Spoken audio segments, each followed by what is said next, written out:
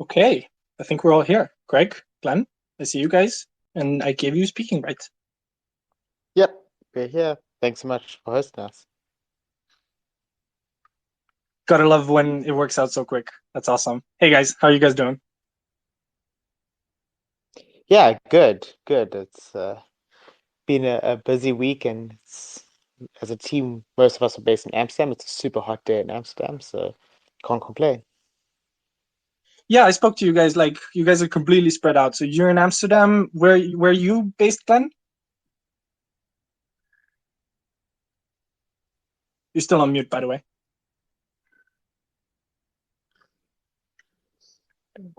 I'll jump in. Glenn's also based in Amsterdam, so uh, both of us are originally from South Africa. Well, Glenn originally from Zimbabwe, then South Africa, and I live in the Netherlands. I'm originally from South Africa as well. Um, yeah, so fairly new to the Netherlands the last 2 or 3 years. Okay. Yeah, it's also good that you guys have like African origins to understand a lot better than than how you would understand like if you were born and raised in Europe and you guys are fully focused on Africa. So having the understanding of local culture makes a world of difference. I mean, Should I so absolutely. just Yeah, go sorry, for I it. should just write to Glenn just to see if he's I online will and do. Yeah. okay. Cool. Let me just do that quick.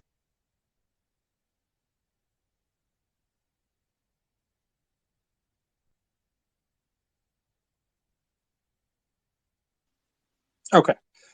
Hi Rod. In the meantime, I think you and I can get this started. I think we're good. There's a decent amount of people already. I think we're good. We can start a bit. So, Greg, if you could, for the very beginning, just give us a bit of a rundown of Empowa, maybe like a 1-2 sentence description of Empowa before we go into more detail. Absolutely. And first of all, thank you so much for hosting us, and thanks to everyone who's joined the call. So Empower, we're looking to unlock the $1 trillion opportunity that is affordable housing on the African continent. There's a backlog of 50 million homes, and through a combination of Cardano's blockchain and NFTs, we're looking to finance those developments and reward our community that supports us in doing that. Okay, awesome. Thank you for breaking it down. I'd like to start with that so people that aren't familiar with your project get like an immediate rundown of what you guys do before we get into a bit more detail. So, yeah, that's awesome. I would say, Len, if you could maybe just give us a bit of a breakdown of your team, like how it's structured, how many people you are, and more or less how the story began, like how Empowa got founded. Maybe this is also a good question for Glenn as a co-founder. And if you can maybe just quickly tell us what is your role at Empowa, so we better understand. Sure. So I see Glenn's off the call, so I'll keep the conversation going until he joins. I'm COO, so look after all things operational and pretty much anything that Glenn doesn't have time to tackle, and making sure that things run smoothly. As a project, we're now, I think, up to about 20 or 22 people who are either 4 days a week or full time, and they're stretched everywhere from some based in the States all the way down to Australia. Our co-founder Phil, who's our CTO, is based in Perth. So really a diverse set of inputs and experiences, but all of us working towards the same task of trying to, solve this affordable housing crisis. Um, yeah, and so I'm sure Glenn will join shortly, but in the meantime, I'm happy to expand and answer any questions. If you want, I can get into our origin story. Yeah, I would like to hear that. Like, how did you and Glenn get in touch? How the idea of Empowa came about, other than the clear stuff? Like, Sure. oh, I think he's back. Second? Uh, Okay. cool. Yeah, Glenn is back. Yeah, so just a bit of a background of Empowa, like you guys, the people behind it. Yeah, so Glenn, if it's working, Uh, if you haven't been can you lagged, can you hear me now? hey, yeah, we can. There you go. Yeah. Yeah, Apologies. awesome. Awesome. Welcome, Glenn. Thank you. So Thanks. Apologies for that. Couldn't unmute. Couldn't get in. Couldn't do anything. so Glenn, I was about to tell your and Phil's origin story, but I think it's probably best to come directly from you. So maybe you want to give a bit of an introduction to how you and Phil met, how Empower came to be. Yeah, bring it up. Sure. Thanks for that. So yeah, we're Phil and I are actually a Cardano love story. We're a Cardano COVID love story, I suppose. I'd been involved in looking at how we could utilize property as a wealth creation mechanism in Africa. As you know, there's a huge issue with that, but I wasn't a crypto expert by any shape or form, and somebody recommended that I have a look at Cardano.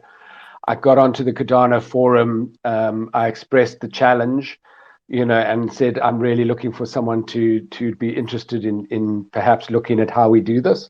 And Phil, sitting in Perth in Australia, put his hand up, and the rest, as they say, is history. Together we drafted the white paper and started the process of applying for catalyst funding. And that was really how we got going, both on Cardano and as a project, and with the Cardano community. That's actually pretty amazing. Which forum? Actually the Cardano forum. So the chat forums. Oh wow. So basically you just wrote there, someone replied to you, and now 1 year later, like Empowa is a fully running business. Exactly. It was exactly it. And I mean, literally, it actually was. That is exactly it. Literally, we started, as you say. So now it's probably about 15 months altogether. But exactly that. That was effectively the kind of timeline. That's brilliant. That's actually very, very cool, and really goes to show how powerful this community is, and how important actually it was that someone replied to you. Like if you were completely ignored, you maybe have gone to a different blockchain. Exactly, absolutely. And I mean, the irony is that all of this is, as you know, I keep saying to people outside of the space, and they look at me with these huge eyes. When I say, no, we haven't even met. We've never met. We've never actually met in the flesh.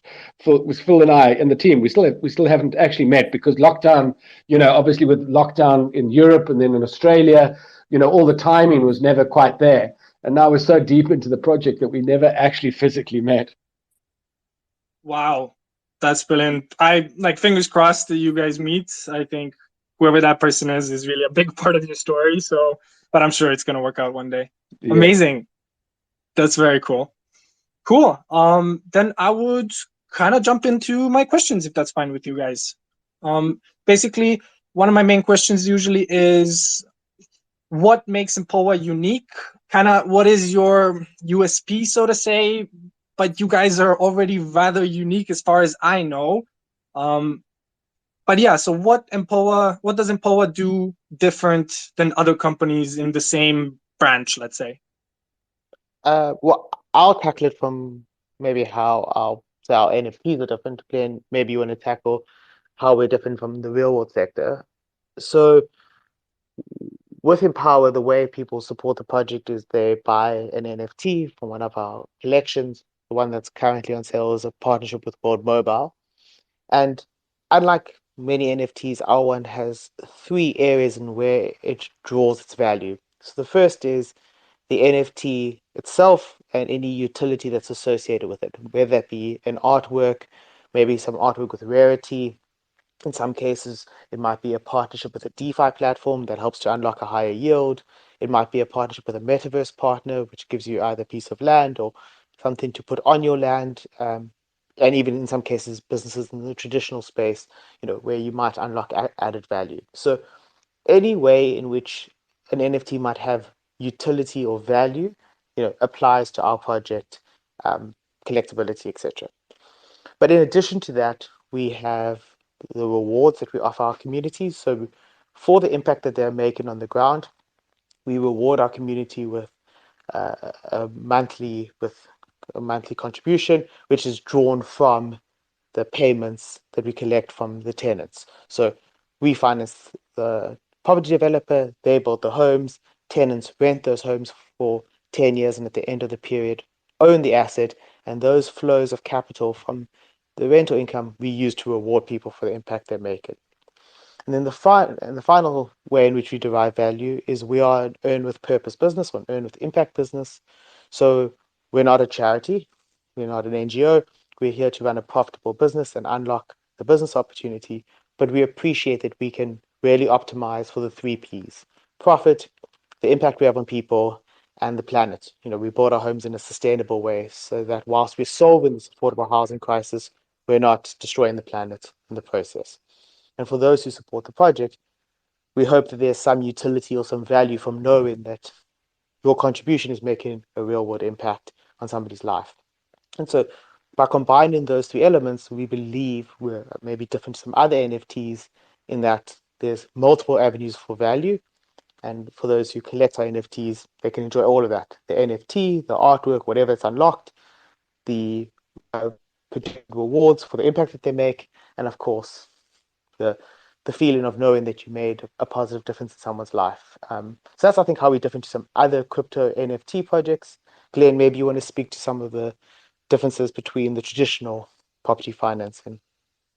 Yeah, thanks, Greg. I think, one of the challenges that we have is actually in communicating our uniqueness, because we don't fit into any comfortable category. We can't say we're a DeFi or a traditional lender or anything like that. And the reason for that, and really the exciting part around it for me particularly, as I said, when I sort of put my hand up, was really to find a solution to a challenge that was not being met in the traditional financial sector. And the statistics in particularly, obviously in Africa, where we focused around housing, are horrendous. And the reality is that's not because there isn't money or that people can't afford it. It's because the financial systems and the surrounding systems and when I say surrounding systems, I'm talking about land registration, et cetera, just don't function in the traditional sense of the world, according to the rules and regulations set down by the traditional financial sector. So the really exciting part around what we're doing and the use of NFTs and the use of crypto and Web3 is the ability to utilize new technologies to address a real world problem. And so this is RealFi at its best, and using new technologies to address an old problem that literally is being created by old technologies and old thinking. And so for us, that's the really our big USP, is that we're utilizing new technologies to overcome a traditional challenge in new ways. And that's the exciting part about what we do. Okay, thank you both. I want to break down several things of what you guys just said. So how do you guys then make it more affordable? So I understand that you guys have a lease to own process, and you work with local companies like on the ground, specifically currently in Mozambique. So could you tell us a bit more about, first of all, the company that you collaborate with?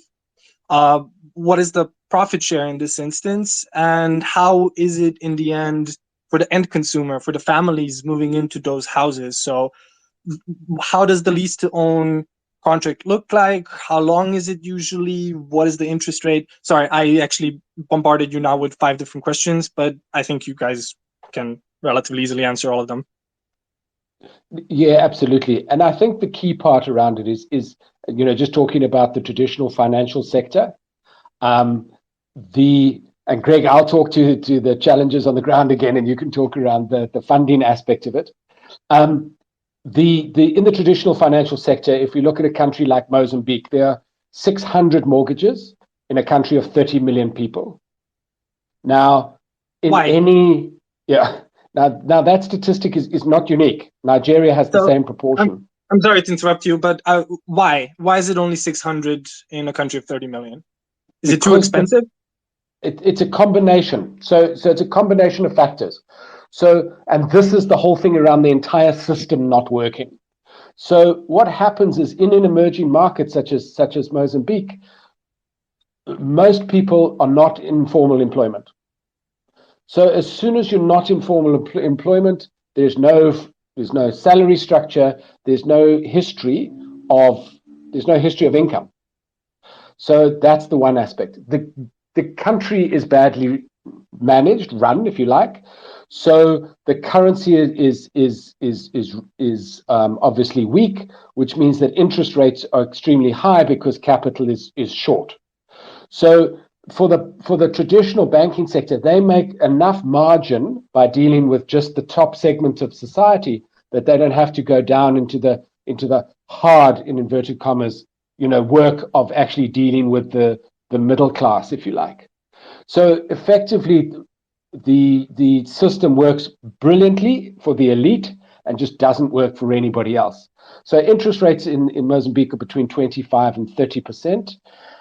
You have to have ID, which is challenging to get. You have to have proof of income, which is challenging to get. So the entire system just doesn't work. And then, as you can imagine, once that starts, if there's 600 mortgages, you can imagine the banking sector, the last place you're going to go into is the mortgage market. There's not exactly a career opportunity to move, if you're in a bank, to move into the mortgage section.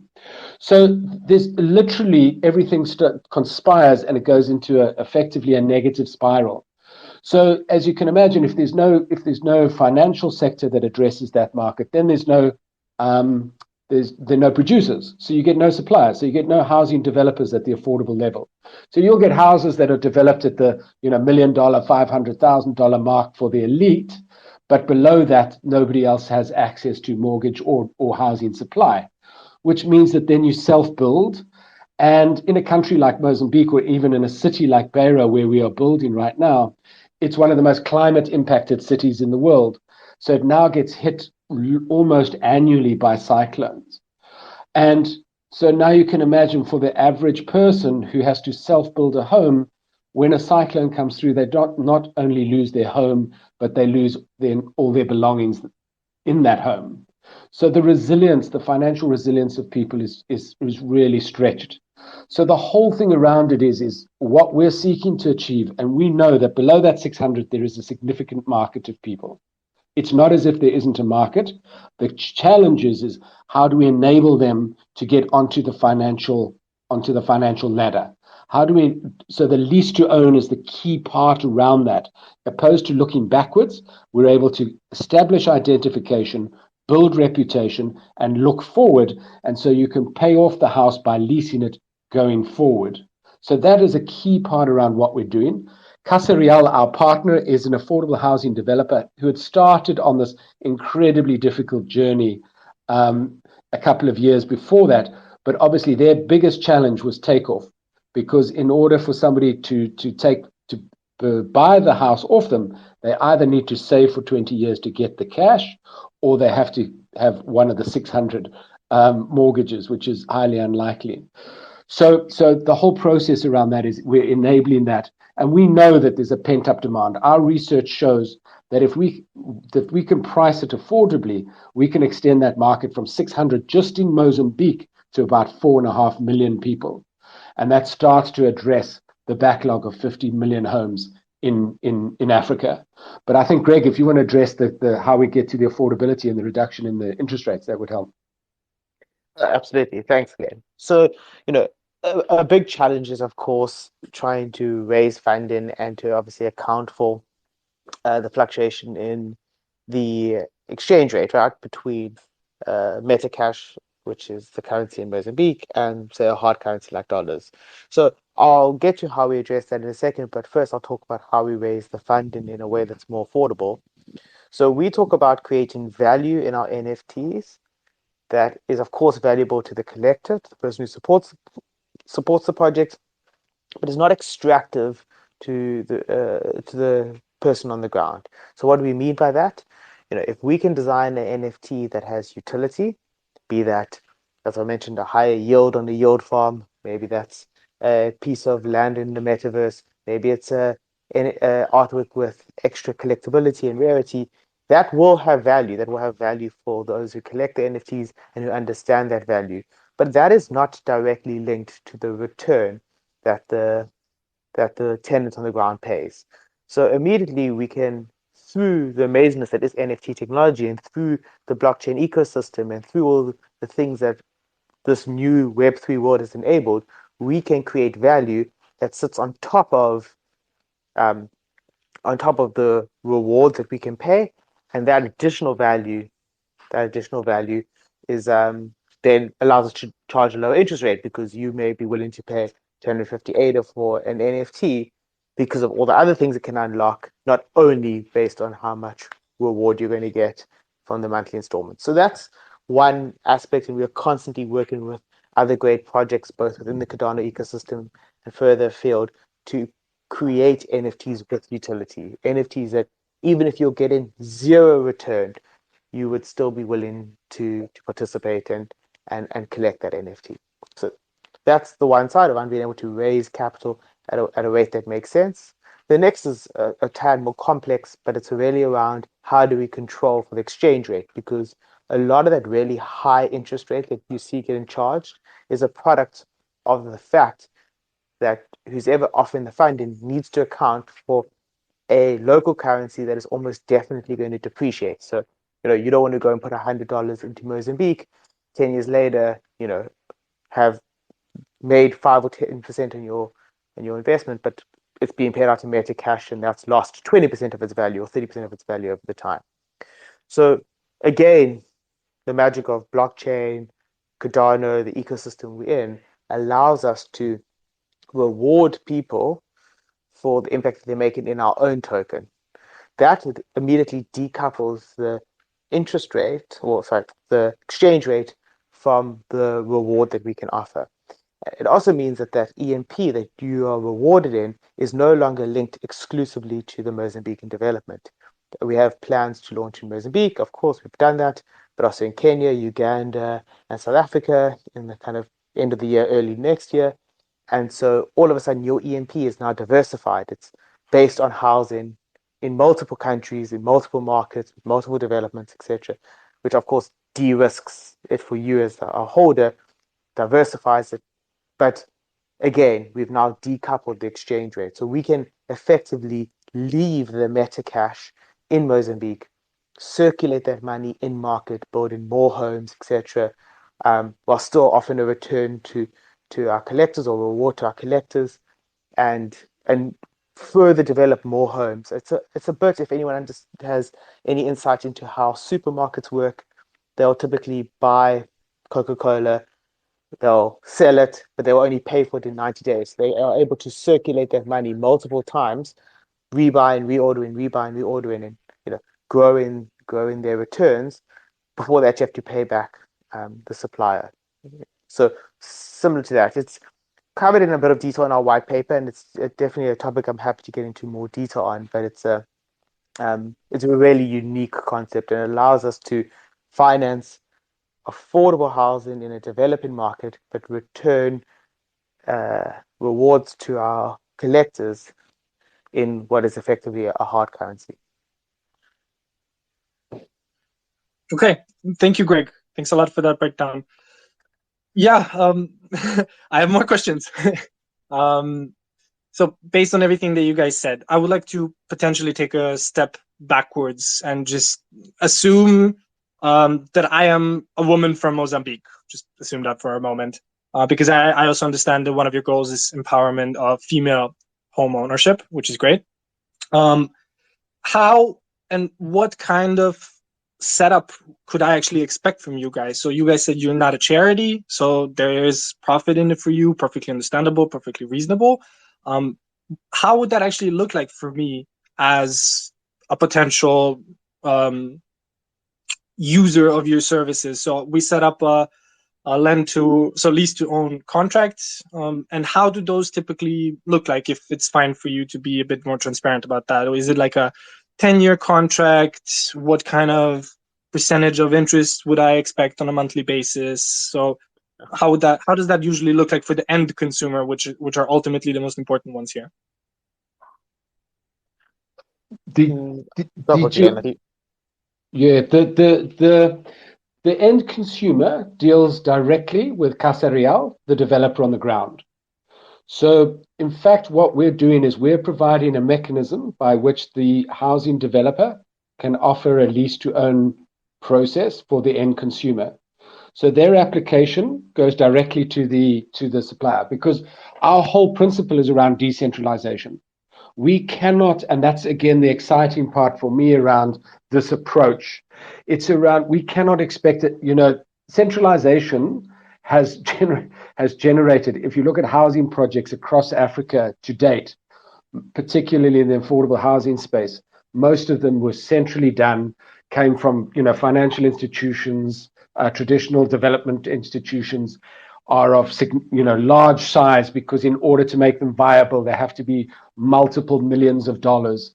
And as soon as you do that in countries that are poor, as you can imagine, that it opens up for corruption and all the challenges that go with that. So the delivery of these kind of projects Africa is littered with failed projects in terms of delivery. So our whole principle is about empowering, hence the name, empowering people on the ground, empowering developers, empowering localized solutions. And really, we're just the platform for that. So we just provide the technology layer that enables us to link the funding to the housing supplier and then on to the end consumer. So effectively, the end consumer enters into a lease to own. They don't know it's crypto at this point in time. They have no idea. They are just signing a lease to own agreement with the developer, which enables them to take ownership of the property. At this stage, in the first contract, obviously this will vary by country, by project, by city, all across the board, because it's decentralized and will be different. But right now it's a 10-year contract that they sign with Casa Real for a lease to own basis. And our whole objective is that Casa Real supplies it at under 10%. So the interest rate onto their end user. So our whole thing is that we've reduced the interest rate by almost a third and enabled a whole new way of doing it, as we said, about looking forward, building reputation, recording the payments, being able, we're able to record the payments, we're able to build the track record of both the consumer, as you say, to date, roughly 50% of the applications are female, and that's both that makes good business as well as good heart objectives. It's because actually women have proven to be much better payers, much better homeowners. So historically, so it's both good business and good for objectives. So the whole thing around that is exactly that. So we enable the homeowner to be able to pay that off. And again, one of the big things is that we know that as soon as you give this kind of community an opportunity to own a home, that a well-built, established home that they've never had before, what actually happens is that the family starts clubbing together, and in fact, they pay it off quicker. And that's again what part of the research that we're doing, and we know that historically we've experienced that, but we need proof of that. So we're recording all of these transactions, we're putting that onto the blockchain, so that will become visible, and that process enables us then to extend further funding to the developer as they build their track record, and the consumers as they build their reputations as well. Amazing. Thank you, Glenn, for the transparency. You answered my question. Basically, what was really important for me to understand is whether you guys have insight into the contracts that the end users are signing with Casa Real, because I understand that they're your partner and that you surely trust them, but ultimately, I would also like to hear from you that the end users, from the information that you have gathered so far, that they are getting good contracts, reasonable contracts that they can ultimately pay off. And because lease to own in theory sounds much better than a mortgage, sure, in this instance, but if you put in a 30% interest rate, then it's same, just a different name. So exactly. I'm happy to hear. Yeah, I'm happy to hear that you said that your goal is always under 10% and roughly 10 years. And of course, I understand it also depends on the region, but you've basically just started with Casa Real, so I can imagine that this is kind of your standard, like 10 years, 10% or under 10%, which is, in my opinion, quite realistic. Okay. Yeah. Sure. Sorry, just to address, exactly that, and all of these, as we said from the beginning, we're learning as well. Part of it, a lot of it, the research. The challenge with Africa is information is very difficult to find. The research, but what we know as well in terms of the developers, we know how much people pay for really poor accommodation. So the issue around it is that, I think it's like the first early days of if you can imagine the first days of unsecured lending. When the first proponent of unsecured lending went, oh, I think we can put unsecured lending into the market based on communities. Grameen Bank in Bangladesh, as you can imagine, the traditional banking sector said, well, that will never work. And now it's become, unfortunately, the lending industry has become a little bit predatory, but actually the initial objectives were good, as well as the incredible market that was there that was untapped. And we firmly believe and know in our gut, but now we were seeking to demonstrate to the market that this is the case, that there is the same untapped market who's desperate to pay for their asset. So, and our research already is showing, even in the first weeks of payments that we've already implemented for our first homes in Mozambique, that people are already paying ahead because they want to own that house. So the family contributes. And one of the things that is so difficult to know is the informal income levels. And none of the financial sector does not take into account the informal flows in the informal markets. And that can be seasonal. If you don't earn a salary and you earn on a daily basis, or you earn on a monthly, weekly basis, income is bunchy in the developing world. Income is not secure and it's bunchy. So there are times when there is and there's times when there's not. And so our whole objective is to put a base level in of repayment and then enable people to repay faster. And then not penalize them for that, but actually reward them for that, because as Greg said, we're then able to reutilize that money quicker and enable it to flow faster and build more homes and get that out. That's really good to hear. I like that. I like that very much, actually. Out of curiosity, before I jump into other topics, do you know if those payments are in cash, actually? Because like you said, there's a lot of seasonal workers. There's a lot of workers that don't get a salary, at least not on paper. So I'm just curious if Casa Real accepts these payments in cash. Casa Real obviously doesn't handle the cash directly, but you can pay it. You can pay it in cash at a local environment. Yeah, correct. You can. Okay. Yeah, cool. I can imagine that's a lot simpler for many people in this instance. Cool. Yeah. Simple question, because you mentioned that the NFTs are actually an enormous part of your whole setup. I'm just curious, how does one get an Empowa NFT? If there are any left. So there are. I mean, we're actually really fortunate that the most recent collection we've launched, as I mentioned, was in partnership with World Mobile. Just to give them a moment and share a little bit about what World Mobile's done, because I think it's an incredible story that they partnered with us. We have been dealing with the team in Mozambique now for months, obviously, as you can imagine, to set this up. And really, the internet for the team was just terrible. It was very unreliable. It came to our attention that it was really expensive. And, we realized there's probably an opportunity to do something about this. For some context, Mozambique only has about 20% of the population connected through fixed line, and if you include 3G, that only goes up to just over 30%. And they're, in the top 100 most expensive places to get internet. So really expensive place to be connected. And as we all know, the lack of connectivity really hampers your financial opportunities as well. So we were close to the World Mobile team, both being Real 5 projects, obviously building on Cardano, both being members of Blockchain for Good as a collective. We shared the challenge with Andrew, the co-founder there. They took a look at Beira and Mozambique as a whole and realized that there was, a huge untapped opportunity for their project as well. And so for this first NFT that we did as a collab, we've done it as a collab because not only are we enabling these affordable housing, but we also build in the infrastructure and the kind of on-ramps needed for World Mobile to roll out their solution first within our communities and our homes, and then ultimately into Beira as a whole, and eventually into Mozambique. And so this first NFT really, we believe, represents kind of a real world use case for what everybody, who is in Cardano has been striving for, using blockchain technology to make a real world impact within Africa, rolling out real use cases that have been enabled by the tech. So this first collection really kind of serves to celebrate that.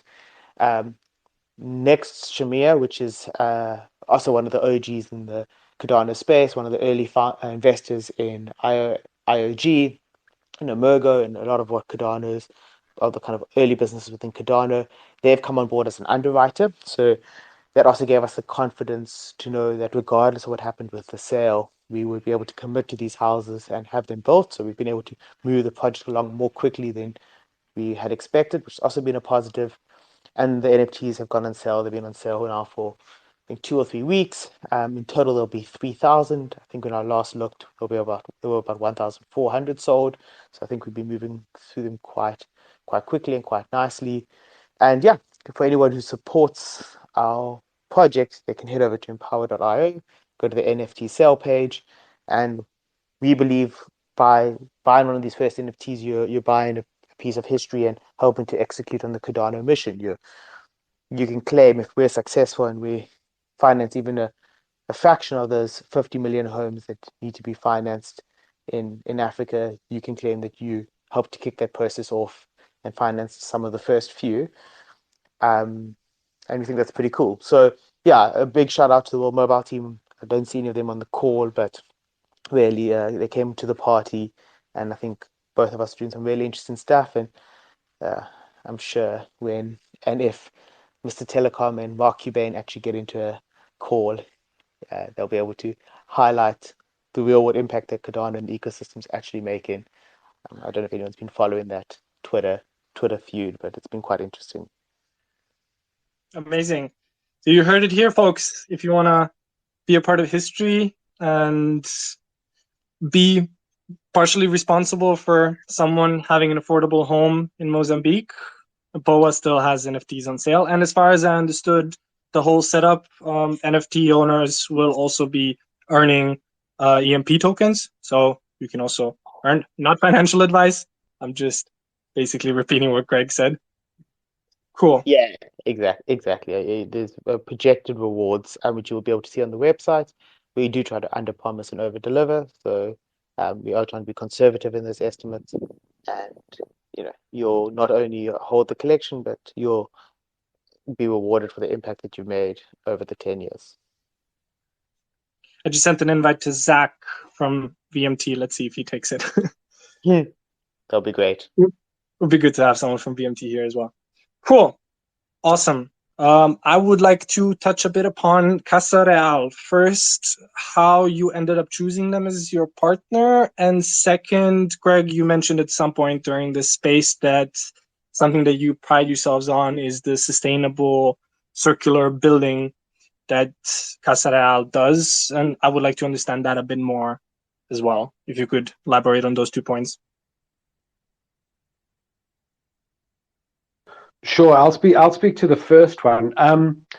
The Casa Real, part of our model, obviously, we said we're looking for decentralized partners and we're looking for capabilities. But how we chose Casa Real was we have to start centralized is really what because we have to. Obviously, for our success, we have to know that we're working with trusted partners who can deliver, and then we can extend, obviously, slightly wider field, throw our net a little bit wider as we go. But Casa Real won the award for one of the most affordable houses in Africa in terms of building. So they were have a credible track record. I had a personal relationship with Maria Deal, who was one of the founders of Casa Real. So that obviously helped in terms of, the discussion and building the trust, because traditional builders, it's really interesting because that was part of our catalyst project. Is we had to prove to the traditional building sector that crypto was not just a bunch of drug dealers and money launderers trying to extract money from them, but actually were offering a technology that could really provide a solution. And then we had to say to the crypto community, actually, this is real world, and through our partners, we will be able to deliver housing on the ground. So we had to balance both of those in order to make sure that we are successful in our RealFi. So Casa Real was that, and then the reason for Mozambique was the climate impactedness of Mozambique and Beira particularly. And Mozambique is one of the poorest countries in the world. So our whole philosophy was, if we can do it in Mozambique, then we know that we can absolutely do it anywhere. So from that perspective, the infrastructure is really lacking in Mozambique. The crypto infrastructure is almost non-existent. So that also presented us some interesting challenges in terms of flows and how we get things going in and out. And as you mentioned, around the financial sector. So, there's some real world challenges there that we thought it's a great base from which we can launch. In terms of building our project out. And it literally, if it can work in Mozambique, it can work anywhere in the world.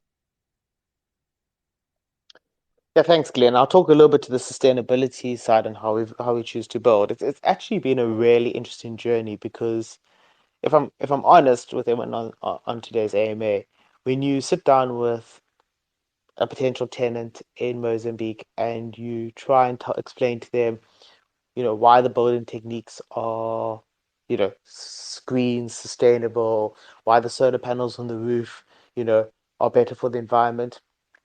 It doesn't resonate. And to be honest, that makes sense. These are people who, weren't part of, in large part, aren't part of why we're in the position we're in. A lot of the CO2, the carbon has been released into the planet is from buildings that we all maybe live in here in developed markets made out of concrete, etc. And now we're paying the cost for that. And so there's not the same level of there's a sense of you have created a lot of this problem. Now I must have a house to compensate for that. So I get that, and it doesn't always resonate. What does really resonate with them, makes a lot of sense, is hey, those solar panels on your roof, they're going to give you reliable, cheap internet, cheap electricity, in a country where electricity doesn't have a reliable supply and is expensive. We put in sanitation, water circulating, the ability to kind of reutilize our water. And so, knowing that they will have access to water their gardens, to, utilize in many other ways in a place that, again, is climate impacted and often will have water shortages is really impactful. So, we're building homes that the market wants, that has features that we know are green, but have different value for the tenants, and they're full on board to have solar panels on their roof, not for the same reasons that we want to put solar panels on their roof, but it's still, the net outcome is still the same. So we really are being very conscious about how we build these homes. We've explored with a lot of other building techniques. We've tried sustainable wood. That wasn't as well received by the market, so it was a bit of a back to the drawing board, but that's all part of the journey. We're actually investigating how to potentially use hemp to build some of these homes. That's also a whole learn and a journey. And to be honest with you, one of the biggest challenges is convincing everyone at the border between South Africa and Mozambique, because we need to, for the first few houses, bring the hemp across the border, that the hemp is hemp and not anything more uh, more psychedelic than that. So And that's that's been a one of bit. the biggest challenges. That's definitely been a challenge, and the reality is that Bruno, one of the guys in our team, is on the call, probably under the Empower thing. I'm going to steal his line. He says, there's no test net in RealFi. We can't write a bunch of code, run it, and check that there's no bugs. We're RealFi, so we have to do stuff on the ground. We have to find, and sometimes that means certain things are going to break, and we're going to have to learn from them in the real world. And that's been true of some of the building technology we've used. It hasn't resonated with the market. Thinking about our wooden homes that we built, the people we were trying to sell this to just said, I don't want a wood home. I didn't work this hard. I didn't save up this long to live in a wood house. There was stigma around whether it would be as, it would endure the cyclones, etc. I get all those anxieties. So, we've had to go back to the drawing board, look at how we can build in, say, brick in a more sustainable way, and now explore hemp buildings and see if that's better received by the market. But for now, we're still trying to get hemp bricks across the border. So that's a project for probably late in the year or early next year. That's really funny. Here at MuesliSwap, our concerns are the Vasil hard fork, the Plutus V2 smart contracts, and you guys are struggling with getting hemp over the border. That's actually quite crazy. And we're like in the same industry technically. Those your challenges are ironically are also our challenges, but we think those are the easy challenges. It's crazy. But since you brought it up, do you guys have actually someone on site in Mozambique from the Empowa team and not from Casa Real? No, we work through Casa Real. So no, we don't have somebody directly there. Obviously, we have a very close relationship with them because of personal relationships, but so we don't actually have somebody on site. And that's the objective, is actually not to, so that we can extend, literally, so we can decentralize, so that we're not reliant on people on site. We want to test everything being remote because it's all around decentralization and utilizing the intelligence at the edges of the system. Okay, but I'm sure there must be a very high level of trust that basically none of you are there. Absolutely, but the joy of this is, and as I sort of said around centralized projects, the joy of this is actually relatively we can start with small projects. So we can start with 2 homes that are wood, and we can build those and test those and see what happens, which is again the joy of the technology and the joy of the capability of what we're doing. And that's what's so different, because we can trace things and track things. It's so much more affordable. Traditionally, it has to be a large project, and you have to send auditors across, and the auditors are consultants, and then they don't want to go to Mozambique, so you have to pay all their airfares and their 5-star accommodation, etc., which all of those costs just get loaded onto the end consumer at the end of the day. And so the whole thing around this is we're utilizing technology to eradicate all of those costs that enable us to bring the costs down, and that's a key part of what we're seeking to achieve. That makes perfect sense. It's actually the perfect intro into my next question, which is a very simple question. How's it going? Like, where are you guys right now? How many houses have been built and lended out, leased out? It is going absolutely brilliantly. To give you a sense, as Greg mentioned, we had the houses underwritten, so we could give the commitment to Casa Real that the funding was there.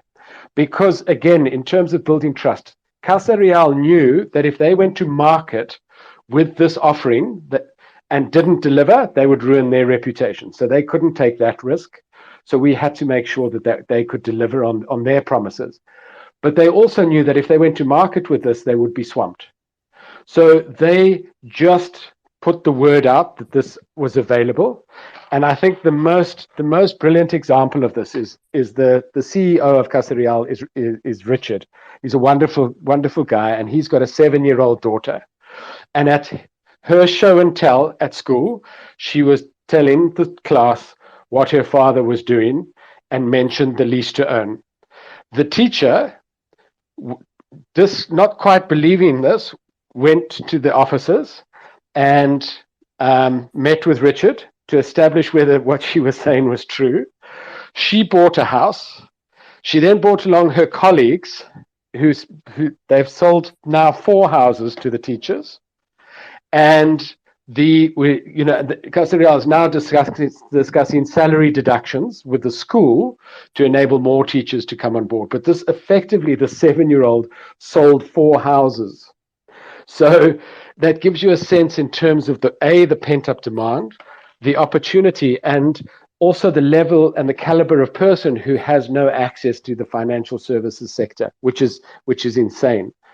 So we've built 34 houses. We've built and funded 34 houses to date. Our objective is to keep that going. there are more houses that we can enable on a lease-to-own basis, so we're extending that. So keep watching this space. There'll be more releases and more opportunities for that as we go. But our whole objective is to take it from now. We started with 2, we're now at 34, and our target is 50 million.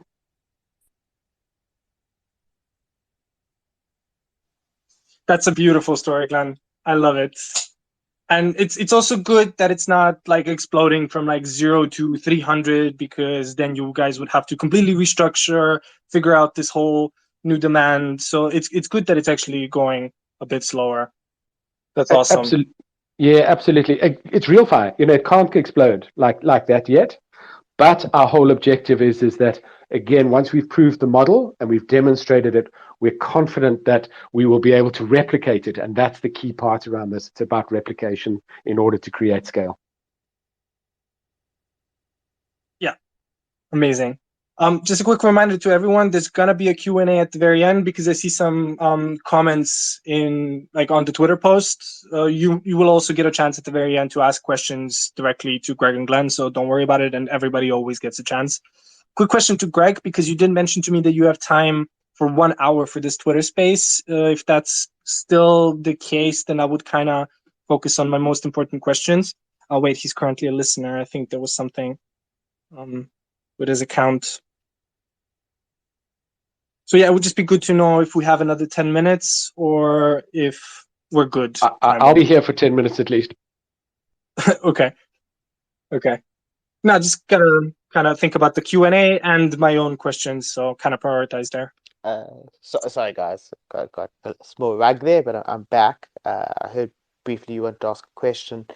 I will just say to everyone that I'm really excited for questions from the community. I do have to be at a Catalyst event for a breakout group, which starts at 7, or at least the event starts at 7, my time, CET. So I've got about 10 more minutes, but Glenn, I know you can keep going. So if we're in the middle of a conversation, okay, I will just quietly exit, but I will do want to thank everyone for their time. And yeah, I'll see anyone who moves from here to Idea Fest at Idea Fest. Got to keep getting involved and staying involved in the Cardano community. Nice. Okay, then I'll do it a bit different than I do it usually. So this time around, I will give a chance to everyone to ask a question during the space. So just send in a request if you have a question for Greg and Glenn, and I'll let you in. Usually we do it at the very end, but because we're a bit sensitive with time today, we'll do it during the space. So I'm just going to continue now with my questions. And if anyone has questions, feel free to send in a request during the space and not wait to the very end, and I'll just let you in. Cool. We covered that. Yeah, so I don't think there's a particular need for me to ask you, why did you decide to build on Cardano? Because Glenn kind of answered that with his very interesting story that he basically just had a question some time ago and someone answered, and since then they're basically on Cardano. Okay, we have a request now from Max. Give me a second. Okay, Max, I've approved you and you are now in the space as a speaker. Hey, you're just on mute. Yeah, no, thanks so much. I'm just really interesting project, Empowa. Yeah, I worked in microfinance industry myself as well, and yeah, one of the things that's so difficult with impact-related projects is the measurement of the impact itself. And I'm just keen to hear how Empowa does that, and how do they translate verification of impact made into NFTs. Thanks. Thanks, Max. It's a brilliant question, and one which we're just starting on the journey. Our whole objective, as you can imagine, we actually meet 16 of the 17 SDGs. The only one we don't meet is the clean seas one, but everything else actually we address in terms of the SDGs. So our challenge is to find ways of measuring it. So and if you look at our white paper, we've specified that we know that the 3 market segments in terms of philanthropists, collectors, and investors. So we know, obviously there's institutional investment that we need to cater for and build the platform for. the ecosystem for. So that is a key part of what we're doing. When I say doing, it's what we are planning to do. We're not there yet. We do have a team on it. The first part is on the environmental side, which Greg has alluded to in terms of the building methodologies. And for that, we're using the EDGE standard, which is the IFC building measurement standard, which is a tool which enables us to measure, the current building standards and then continuous improvement in terms of that. And so there's a standard according to that, and that is, addresses the CO2 and the carbon elements, as well as all the other water usages, energy usage, and those types of things within building. So that's our starting point at the moment. But literally, to address the SDGs, one of the things that we know that research has demonstrated is that, for example, education levels of children who live in a formal house as opposed to an informal house improve over time. How we are going to measure that, to be honest, I don't know how we're going to do that. We know it's there, and we know it's one of the measurements, but right now we haven't even got onto that. So we're starting with the low-hanging fruit, as I say, with the stuff that we can measure, and we know we've got to extend out as and when we can, so that we can provide the kind of feedback. With the consumer community, obviously the important part is to feedback what we're doing to see the stories and to share the stories, which are wonderful, of the families that are moving in, etc. So that we can do at but as a measurement level, there's a lot of work still to be done. I'll just add to that. It's also not a problem that we think we can and maybe we should solve on our own. So we are engaging with a lot of other projects in the Cardano ecosystem. Cardershift, for example, is one that comes to mind, who also try and fund projects who are trying to make a social impact. And think this through together, because, by setting the standard ourselves, it will inherently be biased to what we see as making impact and how we see impact should be recorded. For it to really be a truly credible measurement and a truly credible way to put that measurement onto the blockchain, it really needs buy-in from different projects who come with their own points of view. And so it 100% is something we need to address. We kind of kickstarted or pioneered a collective called Blockchain for Good, which is ultimately meant to be a blockchain agnostic collective of projects, but for now is quite heavily skewed to Cardano, with a few projects from Celo. But part of the reason for us doing that is to create a forum where projects who are, yes, for profit, but are trying to make social impact, can come together and can work on problems like this and solve it collectively in a way that feels decentralized and makes sense, and also engages the community. So if playing and toying and thinking about that idea is something that interests you, I would head over to blockchainforgood.io, reach out, and we are growing a community there as well who are going to be very engaged with how we solve these problems.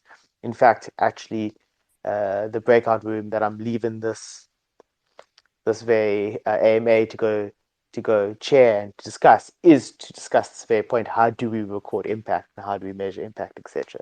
So it's opportune that you would raise it as a question, because we realize it's got to be a community-led, led measurement. But for now, of course, it's sharing stories, etc.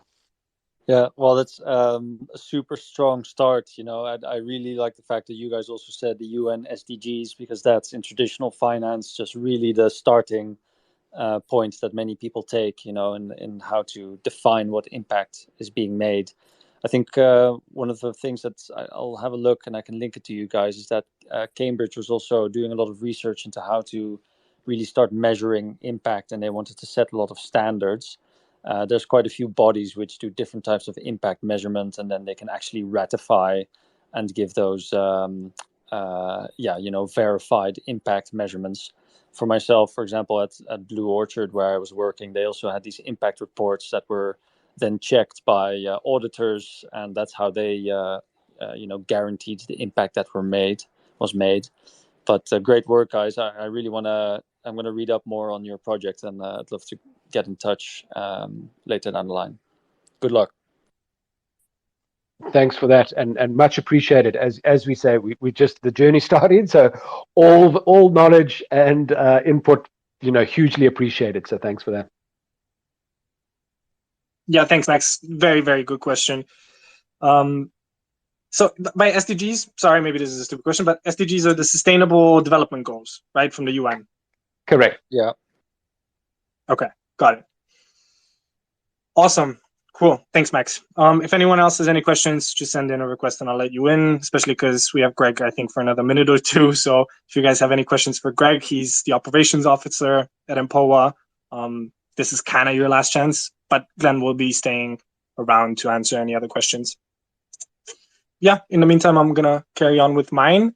Yeah, finances. Just curious, Empowa's situation. So obviously the NFT, the token. However, do you guys have any partners sort of in the background helping you out? I also understand you were a part of Catalyst last year. So yeah, if you could just shed a bit of light on your financial situation, just so people understand a bit better how secure is the future of Empowa?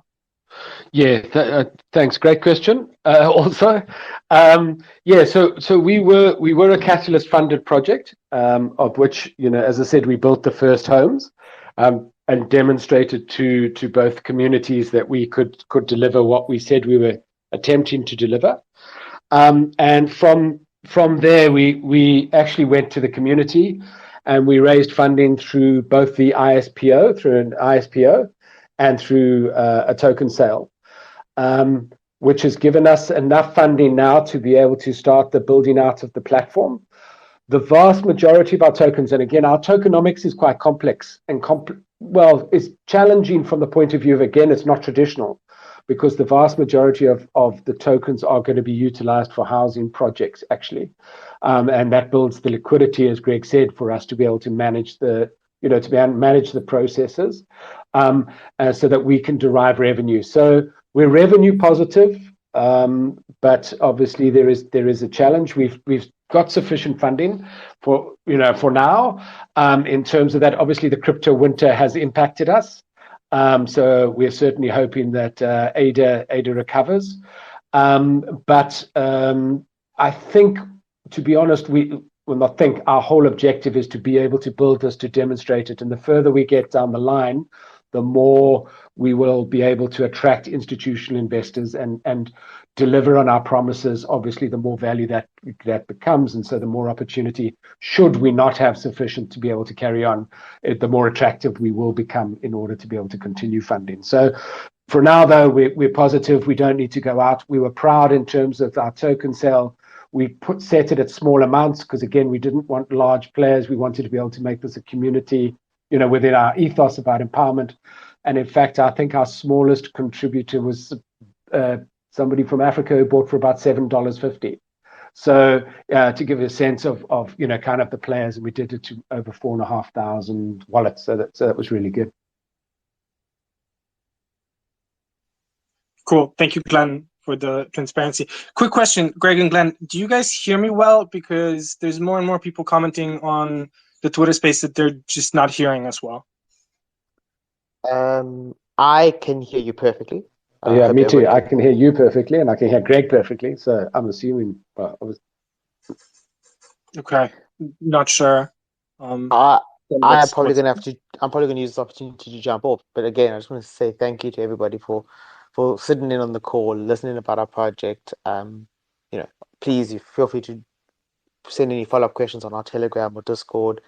Our whole senior team is on there constantly responding to questions, along with all our support teams. So yeah, we're definitely on a journey, and these are all steps in the right direction. So thanks to the MuesliSwap team, obviously, for hosting us. And Glenn, I'll leave you to tackle all the difficult questions now.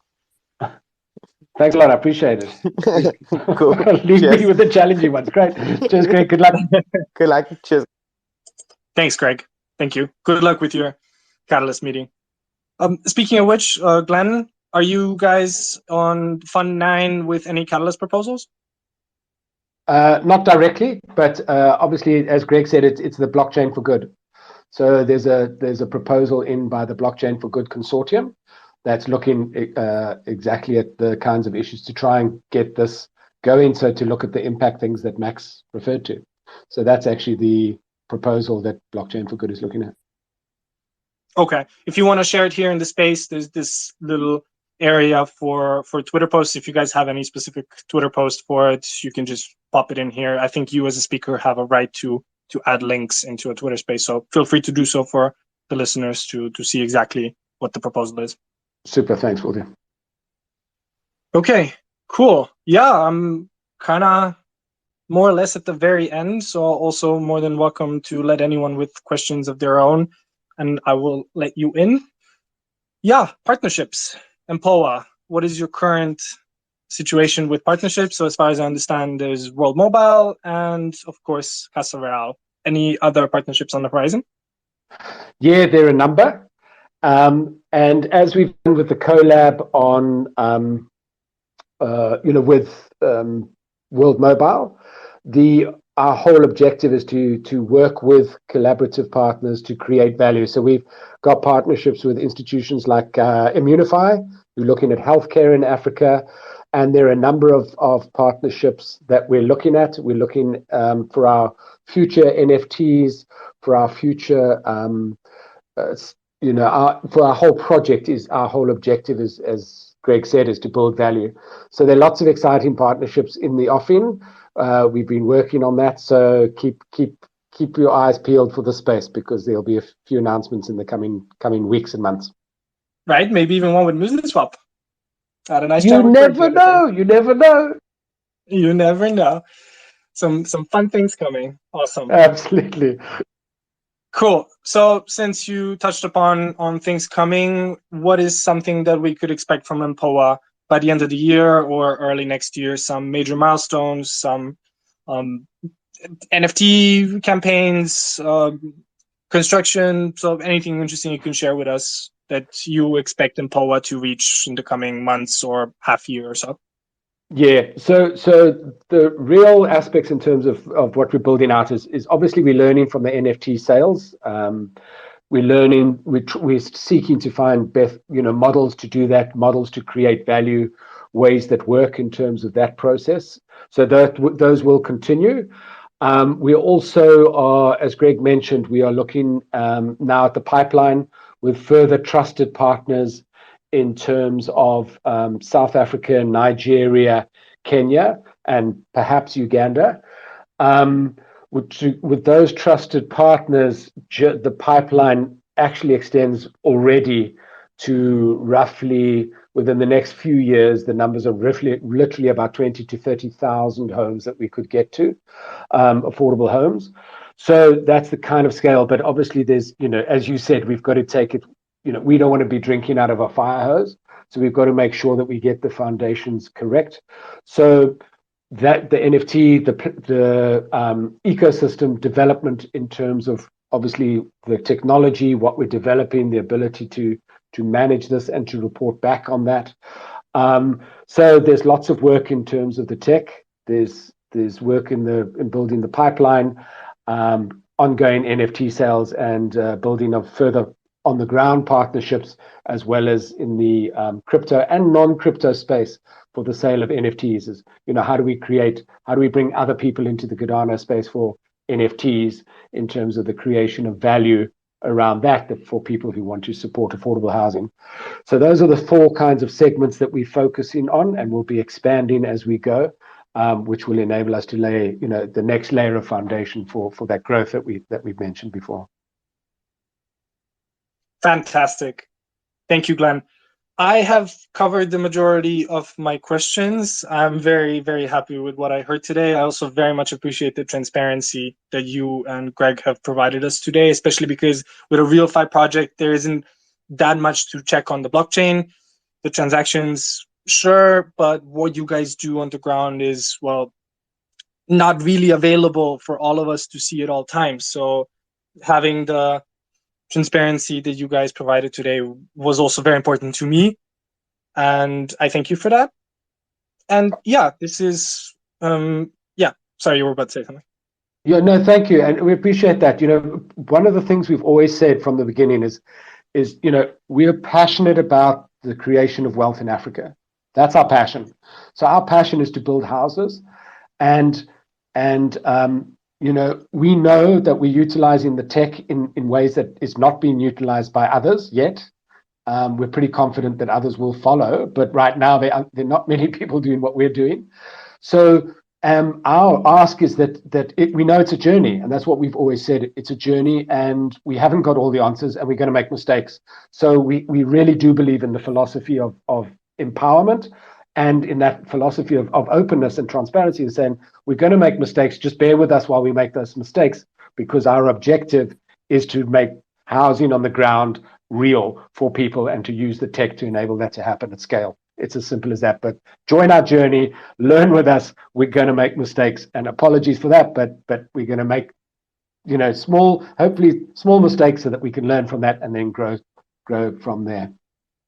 Glenn, I can't speak for everyone like here or for every token holder of Empowa, but from my point of view, mistakes are perfectly okay and a very, very human thing to do. What is not okay is not being transparent about those mistakes or making mistakes that tend to profit, that some people tend to profit a lot from. Those are not okay, at least from my point of view, but making mistakes, perfectly human, perfectly okay, especially with something as complex as real estate for actual human beings. So by all means, make mistakes if that ultimately means the best possible solution for people in the very end. At least my point of view. Absolutely, and you know, absolutely. So agreed, and we just ask that people do bear with us while we do make that, because we don't have all the answers. You know, so often, as you said, it's like, why is there no housing? Why there's no finance available? And those challenges are real, and we don't have all the answers yet. We don't have all the answers, so we're learning the answers, and we're seeking to prove those answers as we go as well. Fantastic, Glenn. Thank you so much for your time today. So guys, if anyone has any remaining questions for Glenn, more or less your last chance. Glenn, there's not much else that I could say. You guys were super transparent. You explained your project in total detail, and I really appreciate your time today and everything that you said today. If you guys have any more questions that you don't necessarily want to ask Glenn, I do recommend the Empowa YouTube channel. I spent some time today on it, obviously doing my DD for this space, and there's a video with Glenn himself doing a whiteboard introduction on Empowa. It explains the whole project really, really well. Even the more complicated parts, which is the the NFT and the impact cards, how it all works. That's a slightly confusing structure for a Twitter space perhaps, but he explains it really well in the whiteboard introduction video. So I highly recommend that to learn about the project even more if you haven't learned enough today from this space. And yeah, one final chance for questions for Glenn, and I am signing out. Glenn, thank you so much for today. You and Greg as well, and excited what is coming. Excited for new houses and excited for this hint potential partnership with MuesliSwap. Absolutely. Don't mention MuesliSwap and Empower. Don't mention that. But yeah, thanks for that, and thanks for your time, and much appreciated to everybody who gave up their valuable time to listen to us. Thanks, much appreciated. Awesome. Thank you everyone for listening in. I don't know where you guys are around the world, but I'm sure it's not an ideal time to be listening into a Twitter space right now. So thank you everyone for listening in. As usual, this Twitter space will be saved as a recording on our Twitter for a couple of weeks. And we are in the process of setting up a YouTube channel where we will be adding all of these Twitter spaces on YouTube to live forever, basically. Because I think on Twitter, after 3 weeks or a month, they're not available anymore. So yeah, this will be happening. You can then hear this Twitter space with Glenn on our upcoming YouTube channel. As usual, not financial advice, this entire Twitter space. The whole purpose of Project Spotlight is to give a stage to projects building on Cardano, for people to understand what they may or may not be getting into by getting their token. So yeah, thank you everybody. Have a great day. Glenn, have an awesome day. Really appreciate your time. And yeah, that's it from me. Thank you everybody. Great. Thanks a lot. Cheers. Okay. Bye-bye. Thanks guys. Bye.